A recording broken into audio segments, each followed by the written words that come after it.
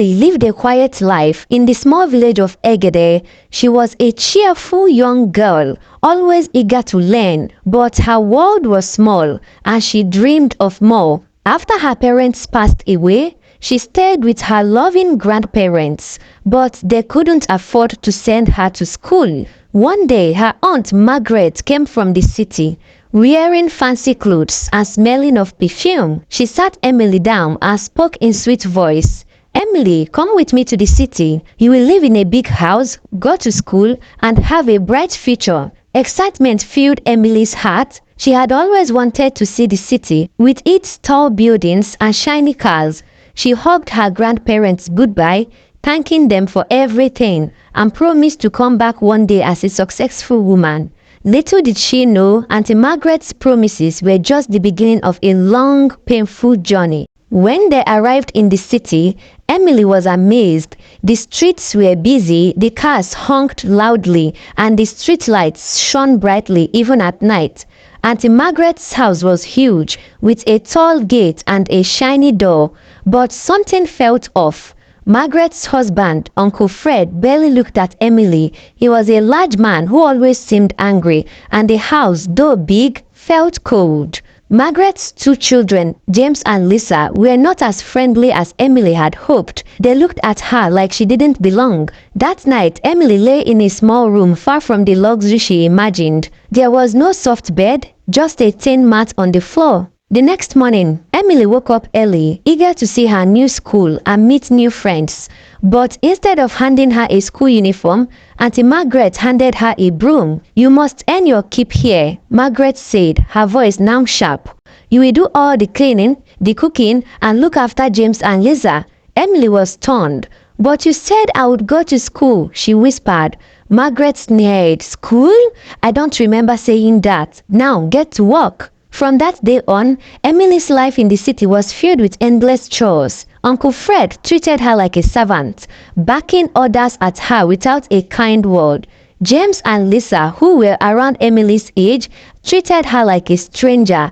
They went to school, laughed with their friends, and spent their free time watching TV, while Emily scrubbed floors and washed dishes. James and Lisa were spoiled children. They had all the toys and gadgets a child could want, but they were unkind. One day, while Emily was washing the dishes, James knocked over a glass of water on purpose. "Oops," he said, smirking. "Looks like you missed a spot." Lisa joined in, laughing cruelly. "Why don't you clean that up, Emily?"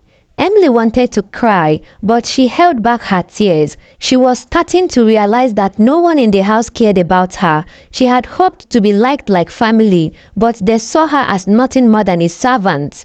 "I miss my grandparents," she thought, but she was stuck in the city with no way out. One afternoon, while hanging clothes outside, Emily met Mrs. Thompson, the woman who lived next door. Mrs. Thompson had a kind face and a warm smile. "Hello dear," she said. "I've seen you working so hard. What's your name?" Emily hesitated, but then replied, "Emily." Mrs. Thompson saw the sadness in her eyes. "Do you go to school, Emily?" she asked gently. Emily shook her head, too ashamed to speak. Mrs. Thompson's heart broke for the young girl. "If you ever need something, anything, you come to me," she said. From that day on, Emily found comfort in their brief conversations. Mrs. Thompson's kind words felt like a small ray of hope in her dark world. Though Auntie Margaret refused to send Emily to school, she couldn't take away Emily's thirst for knowledge. Every night after finishing her chores, Emily would sneak into the study room where James and Lisa's old school books were kept. By the dim light of a candle, she taught herself how to read and write. She practiced math problems on scraps of paper, determined to learn despite the odds. One evening, Mrs. Thompson saw Emily reading through her window. The next day, she called Emily over and asked, "Do you want to learn, Emily?" Emily nodded eagerly. Mrs. Thompson smiled and said, "Then let me help you." Mrs. Thompson had just returned from America to Lagos and was settling into her new home when she first met Emily. Mrs. Thompson was different from anyone Emily had ever met. She was kind, warm, and full of curiosity. She had two children whom she homeschooled, and they were always happy and well-mannered. Mrs. Thompson noticed how eager Emily was to learn and saw a spark in her that others had missed. Mrs. Thompson told Emily that she would be joining her children in their lessons. "I teach them at home and I think you do really well," Mrs. Thompson told her.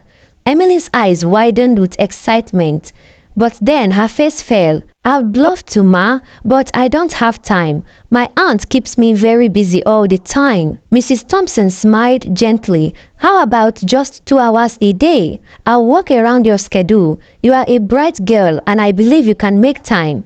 Emily couldn't believe her ears. 2 hours a day? It sounded like a dream come true, but she wasn't sure if it was possible.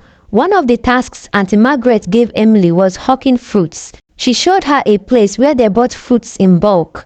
"Here," Auntie Margaret said, handing her some money. "Every morning you take this to the supplier, buy fruits and sell them. Don't come home until you've sold everything, and make sure you bring back enough money. If you don't, you will regret it." Emily's heart sank, but she had no choice. Every morning, after everyone had left the house, Auntie Margaret and her husband to work, and Auntie Margaret's children to school, Emily would walk really fast to finish her house chores.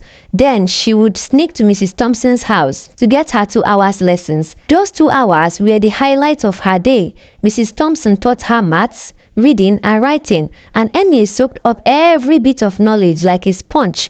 After her lessons each day, she would rush to the suppliers to get fruits, balancing them on her head as she walked from street to street, calling out potential customers. She dared not come home without selling everything and making the required amount. As she moved from street to street selling fruits to people, she didn't realize she was learning something important, the art of sales. She learned how to negotiate with suppliers, how to talk to customers to help her sell her fruits quickly. She discovered that if she smiled and spoke politely, people were more likely to buy from her.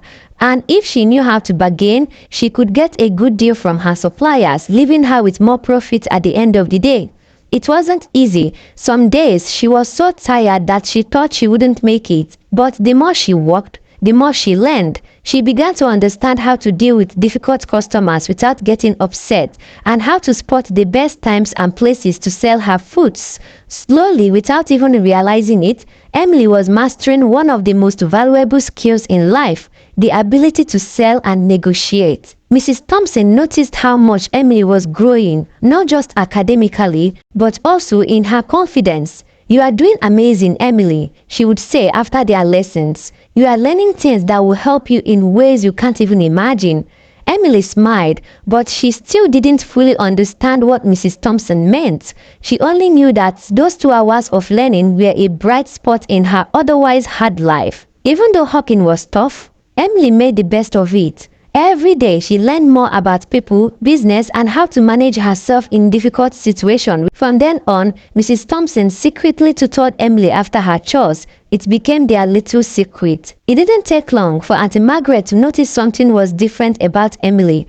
"Why are you always so cheerful these days?" she asked one morning, her eyes narrowing. "Are you slacking on your chores?" Emily shook her head quickly. "No, Aunt Margaret, I'm doing everything," she replied.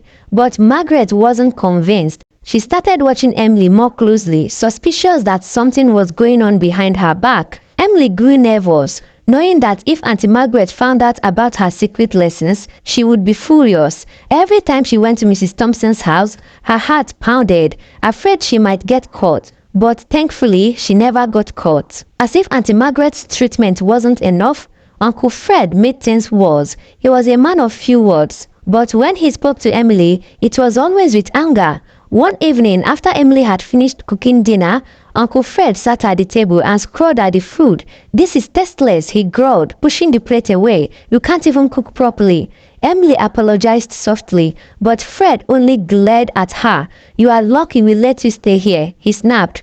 "If it were up to me, you'd be out on the streets." The words cut deep. and Emily felt more alone than ever. She was trapped in a house where no one cared for her except Mrs. Thompson, and even that was a secret she had to guard closely. One afternoon, while Emily was cleaning the living room, she accidentally knocked over a tall vase that Auntie Margaret treasured. It shattered into pieces on the floor, and Emily froze in horror. The sound of breaking glasses brought Auntie Margaret and Uncle Fred rushing into the room. Margaret's face twisted with rage. "You clumsy girl," she screamed. "That vase is expensive." Uncle Fred crossed her arms, watching with cold eyes. "That's coming out of your meals," he said. Emily tried to apologize, but Margaret wasn't listening. "No food for you tonight," she hissed. Emily's stomach growled, but she knew better than to argue. That night, she went to bed hungry, her tears wetting her pillow. Despite the hardships, Emily never gave up hope. One evening, Mrs. Thompson handed her a letter. "This is from my niece," she said. "She runs a scholarship program for girls like you. I've told her about you and she thinks you have potential." Emily's hands trembled as she took the letter. It explained how she could apply for a scholarship that would cover all her school fees, but she had to keep it hidden from Auntie Margaret and Uncle Fred. Emily's heart soared with hope. Could this be her chance to escape and build a better life? But the fear of what Margaret would do if she found out hung over her like a dark cloud. Emily and Mrs. Thompson came up with a plan. They would work on the scholarship application in secret. Mrs. Thompson helped Emily write the essays and gather the documents she needed. For the first time in a long time, Emily felt like her dreams were within reach, but she knew it was only a matter of time before Auntie Margaret's suspicion turned into discovery. One day, Auntie Margaret was looking for something in the study. She found the scholarship letter where Emily had hidden it. Her face turned red with fury. That evening, she confronted Emily. "What is this?" she shouted, waving the letter in Emily's face. "You thought you could live without telling me? After everything I've done for you?" Emily stood frozen, fear gripping her heart. "You are nothing without me," Margaret screamed. "You think you are special? You are just a servant." Emily's heart broke, but she knew she couldn't let go of her dreams. Tears streamed down her face as she clutched the letter tightly, not willing to give up her chance for a better life. When Mrs. Thompson found out what had happened, she was furious. She marched over to Auntie Margaret's house, her face set in determination. "How dare you treat her this way?" Mrs. Thompson said, her voice cold. Auntie Margaret was taken aback. No one had ever spoken to her like that before. "This girl has potential," Mrs. Thompson continued. "You are trying to keep her down, but she deserves better." For the first time, Auntie Margaret looked unsure of herself. Mrs. Thompson's words had struck a chord, and she knew that if she pushed too far, her secret abuse of Emily would be exposed. With Mrs. Thompson's support, Emily made a bold decision. She was going to leave the house. Mrs. Thompson helped her pack her things and arranged for Emily to stay with her while they finalized the scholarship process. Emily's heart pounded with both fear and excitement as she left Auntie Margaret's house for the last time. She didn't say goodbye to James, Lisa, or Uncle Fred. She was leaving the pain behind and walking towards a new future. Living with Mrs. Thompson was like a dream come true. For the first time in years, Emily felt safe and loved. Mrs. Thompson treated her like family, and together they celebrated when Emily's scholarship was accepted. Emily enrolled in a prestigious school where she quickly proved herself to be one of the brightest students. She excelled in all her subjects, determined to make the most of this opportunity. While Emily thrived in her new life with Mrs. Thompson, Auntie Margaret's world began to crumble. James and Lisa had grown up spoiled and entitled, never lifting a finger around the house because Emily had always done everything for them. They didn't know how to clean, cook, or even made their own beds. It was as if they had been living in a bubble, completely shielded from the reality of life. As they grew older, their bad behavior only worsened. James was lazy and always wanted things handed to him without putting in any efforts. He expected everyone to cater to his needs and had a bad temper when things didn't go his way. Lisa, on the other hand, was selfish and rude. She cared only about herself, spent hours in front of the mirror, and demanded expensive clothes and shoes that Auntie Margaret could no longer afford. After they managed to graduate from school, which their parents paid their way through to help them get the certificate, it came time for them to get jobs. That was when it quickly became clear that they were completely unprepared for the real world. Auntie Margaret and Uncle Fred had connections and were able to secure good jobs for them at prestigious companies, but James and Lisa couldn't keep their jobs for more than a few weeks. James was irresponsible and often skipped work, showing up late or leaving early without permission. He thought the world owed him something just because of who he was. Lisa, on the other hand, would argue with her bosses and refuse to take orders, feeling that she was too good for the work she was given. They both thought they deserved better without putting in any effort, and soon enough they were fired from every job they got. The constant failure only made them more frustrated and angry, and instead of taking responsibility, they blamed their parents for not giving them more money or helping them more. They didn't appreciate anything Margaret and Fred had done for them. Instead, they demanded more, expecting their parents to continue supporting them. When James and Lisa couldn't get jobs anymore, they started looking for easy ways to make money. They got involved in illegal activities, hanging around bad crowds, and doing shady deals just to get quick cash. It wasn't long before they were arrested for the first time. Margaret and Fred had to rush to the police station to bail them out, using the little savings they had left. But that wasn't the end of it. James and Lisa didn't learn their lesson. They continued getting into trouble, getting arrested again and again for various illegal activities. Sometimes it was petty theft. Other times it was being involved in street fights or doing dangerous deals that put their lives at risk. Each time their parents had to bail them out, draining more money from their already struggling finances. Uncle Fred's health was declining and he was no longer able to walk. Margaret had stopped working as she has retired from her work. Now, with no income and constant legal fees to bail out their wayward children, they were sinking deeper and deeper in debt. The house, once neat and well kept thanks to Emily's hard work, was now falling into disarray. Dishes piled up in the sink, laundry was left unwashed, and the once lively home was now filled with shouting and chaos. James and Lisa refused to do any housework, still acting like the spoiled children they had always been, and Margaret was too tired to keep up with everything and too broke to hire a help. James and Lisa had become a burden instead of the support Margaret had once imagined they would be. They were constantly demanding money from their parents, throwing tantrums when they didn't get what they wanted, and draining the family's resources. They showed no respect to their parents and would scream at them when things didn't go their way. Margaret and Fred had lost control, and their once comfortable life was now filled with stress, worry, and constant financial strain. Margaret began to realize too late that she had made a grave mistake in how she raised her children. By spoiling them and never teaching them responsibility, she had created two selfish, ungrateful adults who couldn't take care of themselves and only caused her pain. She thought about Emily and how different things might have been if she had treated her better. Emily had grown up to be responsible and independent, while her own children were nothing but a source of heartache. James and Lisa's arrests became more frequent, and each time the bail fees grew higher. The legal troubles became a regular part of their lives, and Margaret and Fred were always at the police station trying to keep their children out of jail. The constant stress took a toll on Fred's health, and his condition worsened. Margaret was exhausted, both mentally and physically, and their financial situation was in ruins. With no income and so much money spent on legal troubles, they were on the brink of losing their home. Margaret sat in her living room one evening, looking around at the mess that had become her life. She felt trapped, with no way out. Her children, the ones she had once believed would take care of her, were now the source of her downfall, and for the first time, she realized the full weight of her mistakes. As she sat there in the dark, listening to James and Lisa arguing in the next room, she thought of Emily. Emily had grown up to be everything she had hoped for in her own children. She had been hardworking, kind, and responsible, and now Emily was out there in the world, thriving, while Margaret's life was falling apart. Tears filled Margaret's eyes as she wondered if there was any way to fix the mess she had made.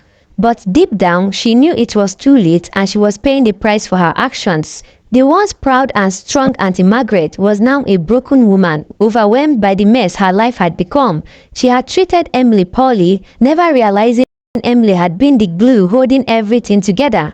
Now, without her, everything was falling apart. Years passed and Emily's life changed in ways she never imagined. From the little girl who once lived in fear under Auntie Margaret's roof, Emily had become a confident, successful woman. She graduated with honors from one of the best universities, impressing her professors with her hard work and determination. But Emily knew that her strength didn't just come from school. It came from the tough life she had lived as a child. Looking back, Emily realized how the struggles she went through in Auntie Margaret's house had helped her and prepared her for the real world. The long days of hawking fruits on the street had taught her how to communicate with people, how to negotiate, and how to manage her time well. She remembered walking from street to street with a basket of fruit on her head, selling until every last piece was gone. She didn't know at the time, but she was learning the most important skills: resilience, patience, and how to handle difficult people. At work, those skills set her apart.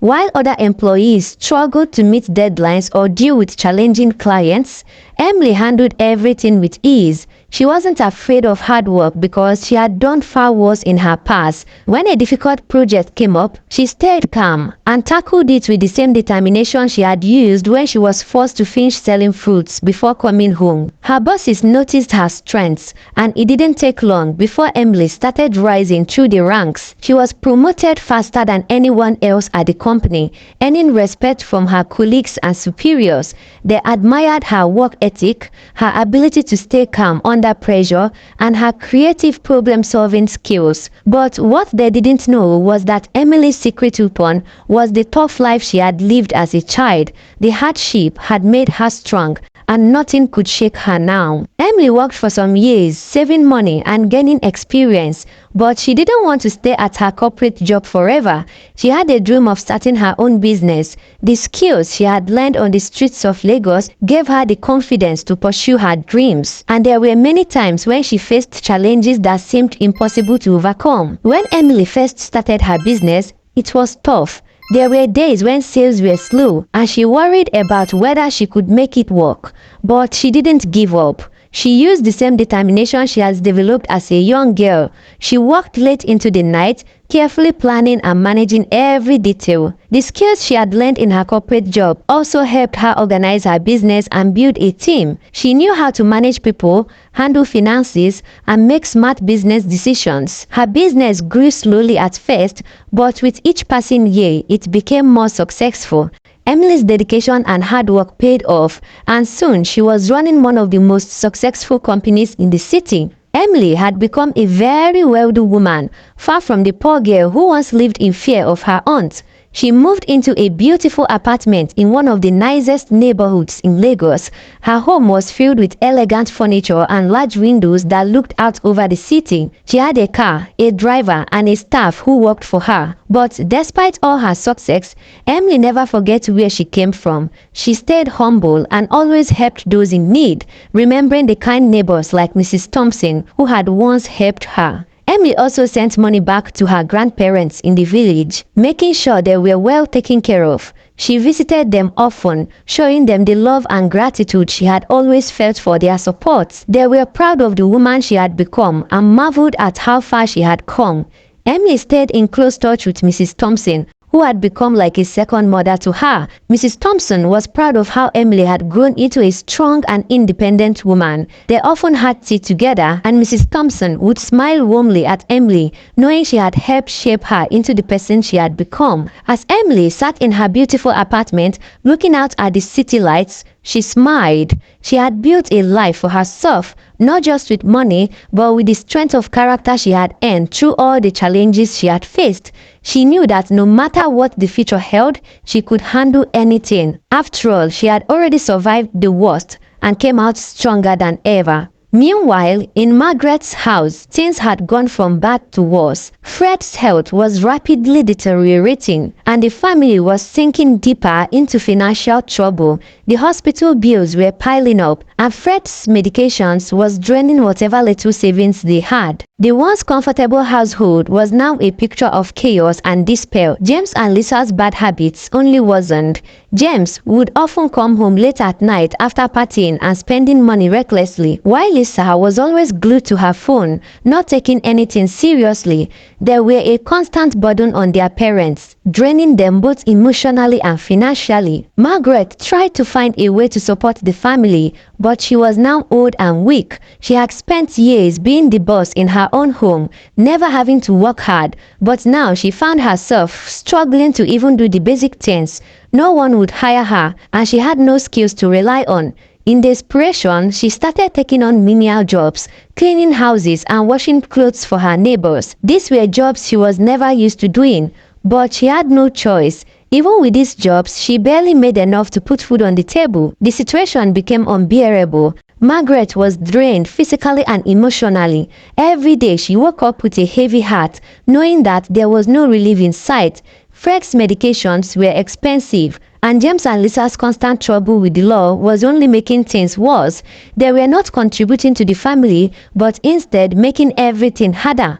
Margaret was too embarrassed to ask help from the people she once considered friends. Her pride had kept her from reaching out, but now she had no choice. They were on the verge of losing everything, and Fred's condition wasn't improving. One day, after a particularly exhausting morning of doing laundry for a neighbor, Margaret sat down on her bed, her body aching and her mind racing. She realized that she couldn't do it anymore. She was too tired, too old, and too broken to keep fighting alone. Her thoughts turned to Emily, the girl she had once treated so cruelly. She had heard that Emily was doing well, that she had become successful and was living a comfortable life. Margaret knew that going to Emily for help was her only option, but the thought of it filled her with shame. How could she face Emily after everything she had done to her? Margaret wrestled with pride for days, but as Fred's condition worsened and no money for his medications, she finally made a decision.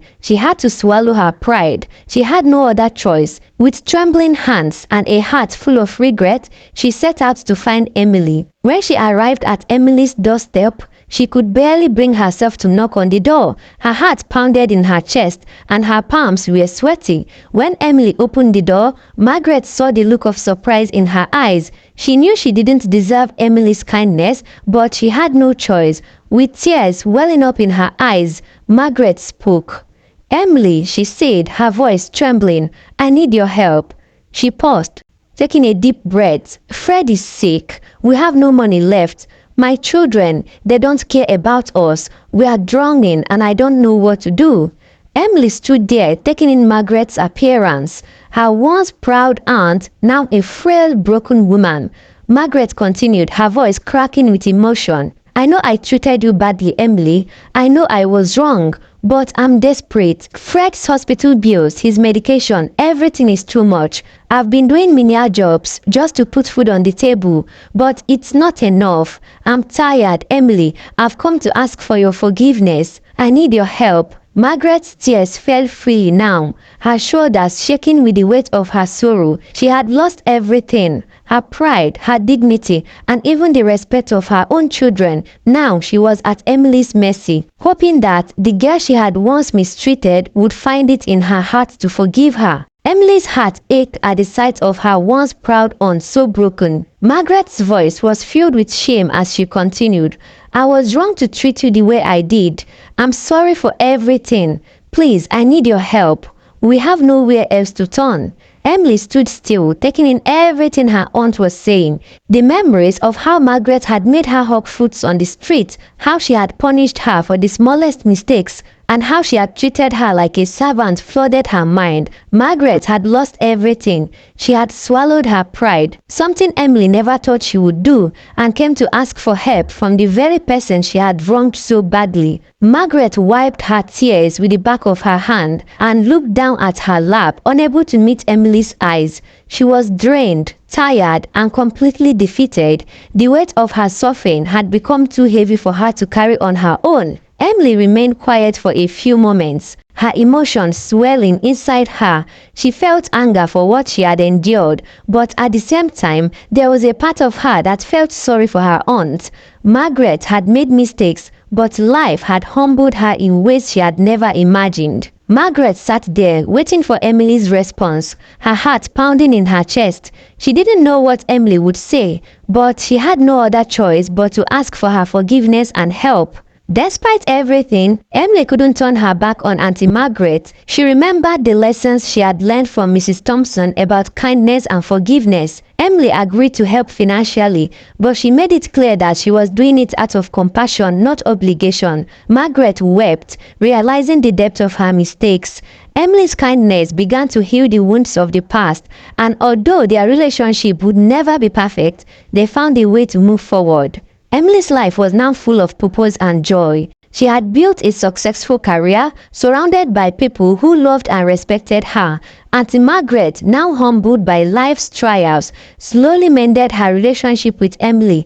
James and Lisa, however, never changed their selfish ways, but Emily had learned to let go of the bitterness and live her life with grace. Through it all, Emily had become stronger, wiser, and more resilient. And as she stood at the window of her home, looking out at the world, she knew that her journey had only just begun. Please viewers, kindly give us a thumbs up and subscribe to our channel so that we can keep bringing you more interesting stories. Thank you so much for watching.